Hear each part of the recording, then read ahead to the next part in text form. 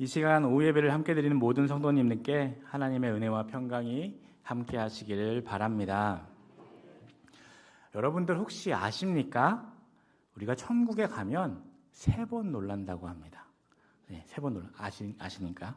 먼저 저 사람이 천국에 왔네? 이렇게 놀란다고 합니다. 그리고 두 번째는 그 사람이 못 왔네? 그 사람이 못 왔어? 이렇게 놀란다고 합니다. 그리고 마지막에 제일 놀라죠? 어떻게 놀랍니까? 내가 천국에 있네? 네. 우리 모두 주님의 은혜로 믿음의 경주를 잘 맞춰서 우리 모두 천국에서 다시 만나기를 소망합니다. 이 사복음서를 보면, 특히 마가복음을 보면 예수님께서 제자들에게 믿음이 적다고 한탄하며 안타까워하시는 것을 봅니다. 반면 예수님도 놀라시며 믿음이 크다고 칭찬을 하신 사람들도 있습니다. 두 사람이 있는데 둘 다 이방인이었습니다. 바로 오늘 본문에 나오는 수로보니게 여인과 예수님이 오실 필요도 없고 그냥 말로만 하셔도 자신의 하인이 나을 것이라고 믿은 로마의 백부장입니다. 누군가가 찾아와서 치료해 줘야 할 텐데 백부장은 말로만 해도 나을 것이라고 믿은 것입니다. 그래서 예수님은 이런 믿음은 이스라엘에서도 보지 못했다고 하셨습니다. 이 수로보니게 여인에게도 마태복음을 보면 내 믿음이 크다라고 칭찬하셨습니다. 그런데 이 여인이 예수님 앞에 나오게 된 것은 바로 자신의 자녀 때문이었습니다. 예수님을 믿는 동기는 사람마다 다 다릅니다. 자녀 때문에 자신의 한계를 느끼고 주님께 도우심을 구하며 나오신 분들이 꽤 계십니다. 자녀의 문제를 끌어안고 예수님께 나온 이 여인도 나오면서 믿음을 가지게 된 것입니다. 그래서 예수님은 그 믿음을 칭찬해 주셨습니다. 오늘 이 여인의 믿음을 통해 우리의 믿음을 점검해 보기 원합니다.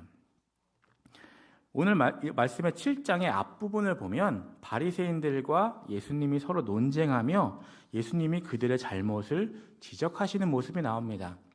그리고 예수님은 바리새인들의 외식을 책망하시고 그 후에 두로 지경으로 돌아가십니다.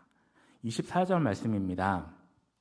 예수께서 일어나사 거기를 떠나 두로 지방으로 가서 한 집에 들어가 아무도 모르게 하시려 하나 숨길 수 없더라. 이 두로는 당시 페니키아 지역이었습니다. 지금의 레바논 지역을 말합니다. 여기서 중요한 것은 여기가 이방인 지역이었다는 사실입니다. 이곳은 유대인들이 보기에 부정한 지역이었고 이방 사람들이 사는 곳이었습니다. 이러한 이방인 지역에 예수님은 어쩔 수 없거나 또 어쩌다 보니까 우연히 가신 것이 아니라 일부러 이방인 지역인 그곳에 들어가심으로써 유대인들의 정하고 부정한 것에 대한 개념을 예수님이 깨뜨리신 것입니다. 오늘 문맥을 살펴보면 예수님이 두로에 어떤 사역을 하러 가신 것은 아니라는 것을 알 수 있습니다. 왜냐하면 24절에 보면 아무도 모르게 하시려 했기 때문이었습니다. 한 집에 들어가셔서 거기 계신 것이 알려지지 않기를 원하셨습니다. 이 점으로 볼 때 예수님은 두로에서 쉬면서 다음 사역을 준비하려고 하셨던 것 같습니다. 그러나 이렇게 하려던 예수님의 계획은 많은 사람들이 몰려옴으로써 무산되고 맙니다. 주님의 명성은 이 갈릴리를 넘어 이방 지역인 두로에까지 널리 알려져 있었습니다. 예수님이 자기 동네에 오시니까 사람들이 알아보고 그 소문이 금방 퍼져서 수많은 무리가 몰려오게 된 것이었습니다. 그때 한 여인이 예수님께 와서 그 발 아래 엎드립니다. 26절을 보면 이 여인은 헬라 사람이고 수로보니게 족속이라고 말하고 있습니다. 이 두로 사람들은 예수님이 위대한 선생님이며 기적을 일으키시는 분이라는 것, 그리고 수많은 병자들을 고치시고 귀신을 쫓아내시는 것을 다 들었습니다. 이 수로보니게 여인도 바로 그 예수님이 두로에 왔다는 소식을 듣자마자 발 아래 엎드렸습니다. 25절과 26절 말씀을 우리 함께 읽겠습니다. 이에 더러운 귀신 들린 어린 딸을 둔 한 여자가 예수의 소문을 듣고 곧 와서 그 발 아래에 엎드리니 그 여자는 헬라인이요 수로보니게의 족속이라. 자기 딸에게서 귀신 쫓아내 주시기를 간구하거늘. 이 여인은 그냥 구경하러 온 사람이 아니었습니다. 자기 딸이 귀신에 들려 있는 아주 심각한 문제가 있었습니다. 이러한 어려운 상황이 이 여인을 예수님께 오도록 만들었고 그분 앞에 겸손히 엎드려 간절히 구하게 했습니다. 많은 경우에 있어서 이처럼 어려운 상황이 우리를 겸손하게 또 간절하게 만들어줍니다. 그런데 아무리 상황이 어려워도 주님께 나아오지 않고 완강히 버티는 사람들도 있습니다. 마치 10가지 재앙을 만나고서야 이스라엘을 보내주었던 이집트의 바로 왕처럼 아무리 어려움이 있어도 끝까지 자존심으로 버티는 사람들이 있습니다. 그런 사람들은 상황이 자기 통제 아래 있다고 생각하기 때문에 그러는 것입니다. 그러나 그것은 오산입니다.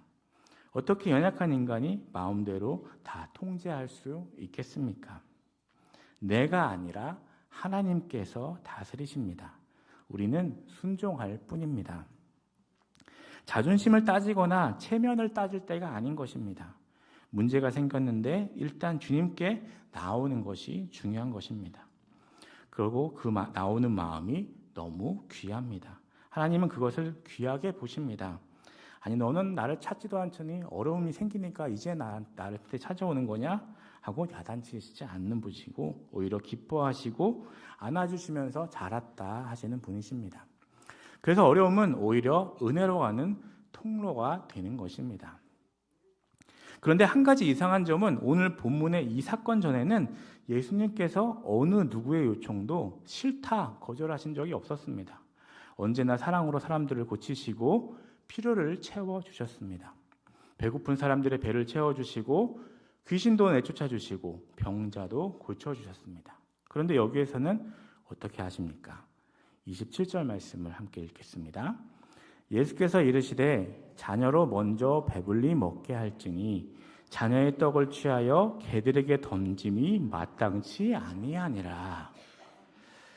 만약 여러분이 이 자리에 있던 두로 사람들 중에 하나라면 어떻게 느껴지시겠습니까? 참 좋은 말씀 하셨네. 이렇게 하시겠습니까? 아닐 것입니다. 아니, 사랑의 예수님이 어떻게 이런 비인간적인 말씀을 하실 수가 있는가 생각하실 것입니다. 예수님은 이 여인을 비롯한 두로 사람들을 가리켜 개라고 하시는 것이 아닙니까? 제가 만약 이 여인이었거나 두로 사람이었다고 한다면 이렇게 반응을 했을 것 같습니다. 아니, 이것 보십시오. 나는 당신이 사랑에 넘치는 위대한 선지자라고 들었는데 지금 우리한테 개라고 하시는 것입니까? 우리는 당신이 필요 없습니다. 이렇게 하지 않겠습니까? 그런데 놀라운 것은 이 여인의 반응입니다. 28절 말씀을 함께 읽겠습니다. 여자가 대답하여 이르되 주여 올소이다마는 상아 아래 개들도 아이들이 먹던 부스러기를 먹나이다. 참 놀라운 대답입니다. 자존심도 없습니까? 어떻게 그런 모욕을 당하고도 자기가 개라고 버젓이 인정을 한단 말입니까? 그런데 이 여인의 고백이 도대체 어떤 믿음이기에 예수님께서 이 여인의 소원을 들어주신 것일까요? 아까도 말씀드렸지만 사복음서에 보면 예수님이 믿음을 칭찬하신 경우가 2번입니다. 첫째는 가버나움의 로마 백부장입니다. 마태복음 8장 10절 말씀입니다. 예수께서 들으시고 놀랍게 여겨 따르는 자들에게 이르시되 내가 진실로 너에게 이르노니 이스라엘 중 아무에게서도 이만한 믿음을 보지 못하였노라. 예수님이 깜짝 놀라신 것입니다. 예수님을 놀라게 하는 믿음이었습니다. 하나님을 믿는 하나님의 백성, 하나님의 선택된 민족 이스라엘인데 그 중에서도 이 로마 사람 이방인 백부장 같은 믿음을 못 보셨다는 것입니다. 이 얼마나 놀라운 칭찬입니까? 2번째로 칭찬하신 사람이 바로 이 여인입니다. 마태복음 15장 28절입니다. 이에 예수께서 대답하여 이르시되 여자여 내 믿음이 크도다. 내 소원대로 되리라 하시니 그때부터 그의 딸이 나으니라. 무엇이 대단해서 예수님은 이 여인의 믿음이 크다고 칭찬하셨을까요? 이것이 아주 중요합니다. 이 여인의 믿음이 이토록 놀라운 것은 예수님의 말씀이 자기를 모욕하는 것이 아님을 알고 오히려 거기에서 주님의 사랑을 깨달았다는 점입니다. 바로 이것이 그녀의 위대한 믿음인 것입니다. 사실 예수님은 이방인들이 구원받을 수 없는 부정한 존재라서 너희는 개다라고 말씀하신 것이 아닙니다. 유대인들에게 먼저 복음이 전해져야 한다는 것을 말씀하신 것뿐입니다. 시간적으로 어디서부터 먼저 해야 되는가? 유대인들에게 먼저 전하고 그 다음에 너희에게 전하겠다고 하시는 것입니다. 사도행전 1장 8절 말씀을 읽겠습니다. 오직 성령이 너희에게 임하시면 너희가 권능을 받고 예루살렘과 온 유대와 사마리아와 땅끝까지 이르러 내 증인이 되리라 하시니라. 아멘. 먼저는 예루살렘에서 시작되어 유대, 사마리아 그리고 땅끝으로 나아가는 것입니다. 이것을 말씀하신 것입니다. 우리 27절 말씀을 다시 한번 읽겠습니다. 예수께서 이르시되 자녀로 먼저 배불리 먹게 할지니 자녀의 떡을 취하여 개들에게 던짐이 마땅치 아니하니라.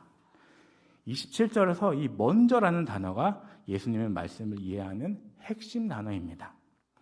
예수님의 말씀을 들은 많은 두로 사람들이 이 개라는 말에 초점을 맞추고 기분 나빠했을 것입니다. 그러나 이 여인은 이 먼저라는 단어에 귀가 번쩍 뜨인 것입니다. 지금 이분이 내 요청을 거부하고 무시하는 것이 아니라 자기를 믿는 믿음을 요구하고 계시는 것이구나 라고 깨달은 것입니다. 이 여인이 살던 수로보닉의 이 지역의 대표적인 두 도시가 두로와 시돈입니다. 성경에 보면 항상 두로와 시돈이 같이 나옵니다. 그런데 이 시돈은 아주 유명한 사람의 고향입니다. 성경에서 가장 악한 여인이라 할 수 있는 이 이세벨의 고향이 바로 시돈입니다. 우상 숭배의 본거지가 시돈입니다. 이스라엘 역사상 가장 악한 왕이 아합인데 그 아내가 이세벨이었고 그 고향이 시돈인 것입니다. 두로는 그 옆 동네입니다. 이처럼 우상 숭배가 전통적으로 깊이 뿌려박혀 있는 지역에 사는 이 수로보닉의 여인에게 예수님이 원하시는 것은 그동안 살았던 헛된 우상을 섬기는 삶에서 벗어나 참되시며 살아계신 이스라엘 하나님을 인격적으로 믿는 믿음을 가지라고 초청하고 계시는 것입니다. 예수님은 이 여인을 거부하거나 모욕하는 것이 아니며 유대인들만 아니라 이방인들에게도 참된 신이신 이스라엘의 하나님의 사랑을 나눠주겠다고 말씀하시는 것입니다. 그런데 그 표현을 정말 믿음이 있는 사람만 들을 수 있도록 말씀하신 것입니다. 그동안 섬기던 헛된 우상들을 다 버리고 너무나 익숙해 있는 자신의 삶의 방식을 포기하고 이 참되신 하나님의 진리의 길을 따르기로 결단하기 원하는가? 그것을 묻고 계시는 것입니다. 네가 정말 하나님의 가족이 되기를 원하느냐? 그저 딸 문제 해결받기만 하는 것이 아니라 하나님의 집에 들어오기를 원하느냐? 이것을 물으시는 것입니다. 이 수로보닉의 여인은 예수님의 말씀의 뜻을 깨닫고 28절에서 이렇게 고백합니다. 28절입니다. 여자가 대답하여 이르되 주여 올소이다마는 상 아래 개들도 아이들이 먹던 부스러기를 먹나이다. 이렇게 고백한 것입니다. 그렇습니다, 주님. 제가 비록 개와 같더라도 주님의 집에서 함께 할 수만 있다면 좋습니다. 부스러기라도 좋습니다. 저는 주님의 집에 들어가 살기를 원합니다. 저는 살아계신 하나님을 따르겠습니다. 이렇게 고백한 것입니다. 바로 이 여인의 이러한 믿음을 보시고 예수님은 말씀하십니다. 29절입니다. 예수께서 이르시되 이 말씀을 하였으니 돌아가라. 귀신이 내 딸에게서 나갔느니라 하시매. 이 자칫하면 심하게 들릴 수 있는 예수님의 말씀에 대해 이 여인은 인내했습니다. 또 예수님이 말씀하시는 뜻을 올바로 잡아낼 줄 아는 영적인 민감함이 있었습니다. 그리고 그 결과 예수님은 기뻐하시면서 여인의 딸이 나았다고 선언을 하셨습니다. 여기에서 우리에게 주는 큰 믿음의 교훈이 있습니다. 우리에게 안 좋은 일이 일어나면 우리는 보통 하나님께 도와달라고 기도합니다. 그러나 우리가 기도를 열심히 해도 문제가 해결되기는커녕 더 심각해질 수도 있습니다. 더 상황이 어려워질 수 있습니다. 그러면 그럴 때 이렇게 반응하기가 쉽습니다. 하나님, 어떻게 나한테 이러실 수가 있습니까? 제가 그렇게 간절히 기도했는데 왜 상황이 더 어려워집니까? 하나님, 정말 이러시깁니까? 이 여인의 빗대어 이야기하면 이런 것과 같습니다. 하나님, 나를 개로 취급하시다니 정말 주님이 맞습니까? 그럼 이제 관두겠습니다. 이제는 더 이상 못하겠습니다. 이것은 어리석은 태도입니다. 항상 그런 것은 아니지만 대개의 경우 우리에게 하나님보다 다른 것을 더 사랑할 수 있는 가능성이 있을 때 하나님은 우리의 삶 속에서 혼동되어 있는 것들을 정리해 주기를 원하십니다. 그것을 다 깨끗하게 정리하신 다음에 복을 주시는 것입니다. 복잡한데 복을 주셔봐야 우리가 누릴 수 없기 때문에 깨끗하게 된 다음에 복을 주시는 것입니다. 이러한 믿음의 시험을 통과할 때 놀라운 축복을 경험할 수 있게 되는 것입니다. 하나님은 마치 우리가 119 비상전화나 평소의 변화처럼 평소에는 알아서 살다가 위급할 때만 하나님을 찾거나 마치 보험처럼 평소에는 알아서 살리다가 문제가 일어날 때만 불러서 해결해 달라는 식으로 취급하시는 것을 원치 않으시는 것입니다. 내가 필요할 때는 빨리 와서 도와주십시오 라고 하고 좀 불편할 때는 좀 저를 좀 가만히 두십시오 이렇게 하는 태도를 원치 않으시는 것입니다. 또 하나님을 종처럼 대하는 태도로 하나님 빨리 이거 해주세요, 저거 해주세요 이렇게 하는 것을 원치 않으십니다. 그런 비인격적인 관계, 내 이익을 위해 이용하는 관계가 아니라 정말로 나의 삶의 주인으로 모시고 사는 1대1의 인격적인 관계를 하나님은 원하시는 것입니다. 왜냐하면 그것이 내가 살 길이기 때문입니다. 그것이 가장 좋은 길이기 때문입니다. 완전하신 하나님께서 주인으로 우리 삶을 돌봐주시겠다고 하십니다. 그런데 자꾸 벗어나서 내 마음대로 다른 데로 가려고 하니까 하나님께서 붙들어 놓으시려고 하시기에 때로 어려움을 주시는 것입니다. 하나님은 우리가 하나님 안에서 풍성한 삶을 누리게 되기를 원하십니다. 다른 데 눈 돌리지 말고 하나님과만 동행하기 원하십니다. 바울이 쓴 편지들을 보십시오. 너무 답답합니다. 성도들이 주님 안에 있는 이 풍성함을 모르고 자꾸 딴 데를 기웃거리니까 너무 답답해서 그 풍성함을 좀 알라고 외치는 것입니다. 또한 이것이 구약의 선지자들이 내내 외쳤던 메시지입니다. 내게 좀 돌아오라는 하나님의 간절한 부탁입니다. 왜냐하면 그 길만이 진정으로 복된 길이기 때문입니다. 다른 길은 다 낭떠러지에 떨어지는 것 같은 멸망의 길입니다. 하나님께로 가는 것만이 유일한 길입니다. 그러므로 어려운 상황이 닥칠 때 가장 먼저 할 일은 절망하거나 원망하는 것이 아니라 하나님이 내 삶을 정리하시고 나에게 복 주시려고 하시는구나 생각하면서 주님과 나 사이를 막고 있는 것이 없는지 점검하고 그런 것들을 정리하는 것이 필요한 것입니다. 그럴 때 하나님과 생기 넘치고 뜨거운 1대1의 인격적인 관계를 회복할 수 있는 것입니다. 하나님이 멀리 있는 어떤 물건과 같은 존재가 아니라 알라딘의 요술램프처럼 내가 필요할 때마다 나와서 나를 도와주는 존재가 아니라 내 삶 속에 살아계신 주님이 되셔야 합니다. 그렇게 되면 비록 상황은 계속 어렵고 아무것도 변하지 않았다 하더라도 상황을 보는 나의 눈이 바뀝니다.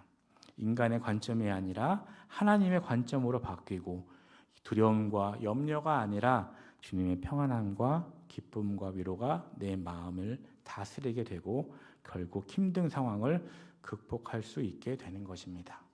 이것이 믿음의 축복입니다. 수로보니게 여인의 믿음에 대해 한 가지 더 살펴볼 것이 있는데 그것은 순종하는 믿음이었다는 것입니다. 30절입니다. 여자가 집에 들어가 본즉 아이가 침상에 누웠고 귀신이 나갔더라. 29절에서 예수님이 이 말을 하였으니 돌아가라 귀신이 내 딸에게서 나갔느니라 하셨습니다. 그때 이 여인은 내 딸이 나았는지 내가 어떻게 합니까? 의심하지 않았습니다. 말로만 하지 마시고 직접 저희 집에 가셔서 귀신을 쫓아주세요 라고 요청하지도 않았습니다. 예수님이 말씀하시니까 그런 줄 알고 신뢰하며 집으로 돌아갔습니다. 보지도 않았는데 어떻게 그럴 수 있었겠습니까? 자기를 받아주신 예수님이 거짓말을 하시겠습니까? 자신이 살아계신 참 하나님의 길로 인도해 주신 예수님의 말씀을 신뢰했기 때문에 믿고 집으로 간 것입니다. 이 여인이 예수님께 치유의 증거를 요구하지 않고 집으로 간 것이 믿음입니다. 예수님을 모시고 가지 않고 혼자 간 것이 이 여인의 믿음과 변화된 모습을 보여주는 증거인 것입니다. 우리가 우리의 눈을 예수님께로 고정시키고 믿음을 회복한 뒤에는 문제를 직면하라고 주님께서는 말씀하십니다.